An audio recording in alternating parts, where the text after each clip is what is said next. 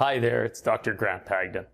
I'm pleased to announce that finally, after a year and a half of hard work and much deliberation, we received our letter of no objection from Health Canada. So we are going ahead with our research project investigating the use of stem cells for osteoarthritis.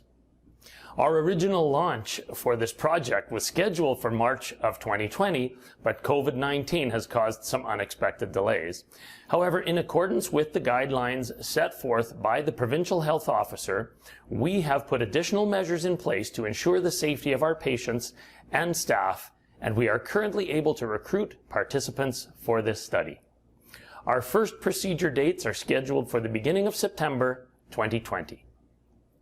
To be included in this research project, you need to meet certain criteria. The inclusion criteria are as follows. You need to be capable of providing written informed consent. You need to be a Canadian resident age 19 to 79 years. You need to have evidence of osteoarthritis in one of your major joints. So this would include shoulder, elbow, wrist, hip, knee, or ankle. Please keep in mind that we do not treat any back or spine problems. You need to have some symptomatic complaints of pain or reduced function in that particular joint for at least 3 months prior to enrollment.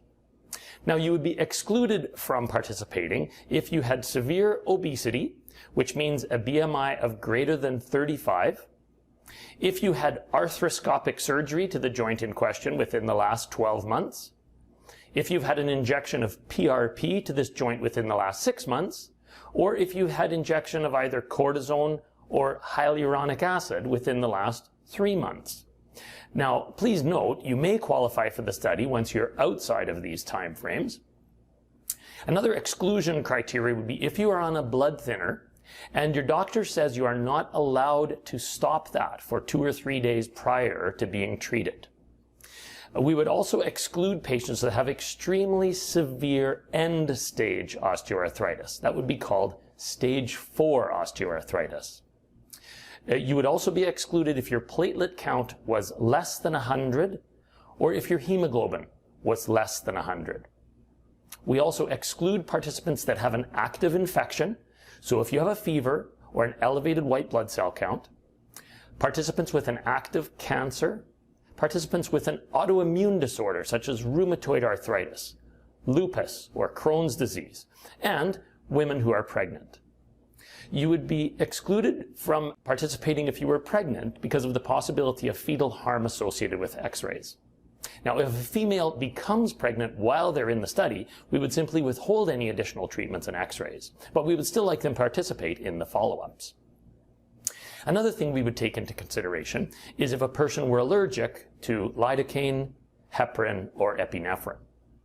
Now, in the absence of any corporate sponsorship, such as a pharmaceutical company, this project is being solely supported by Dr. G. Pagden, Inc. in partnership with the participants. The cost to participate is $5,900. All of the equipment that we use for these procedures is single-use only, disposable products, which completely eliminates any risk of cross-contamination or infection. To participate in this research project, it will require a total of 7 encounters. The first encounter is the intake assessment with the nurse that can be done over the telephone.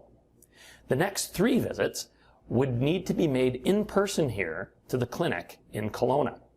At the first clinic visit, you would be randomized into one of 3 groups. The first group would get a combination of fat and platelets.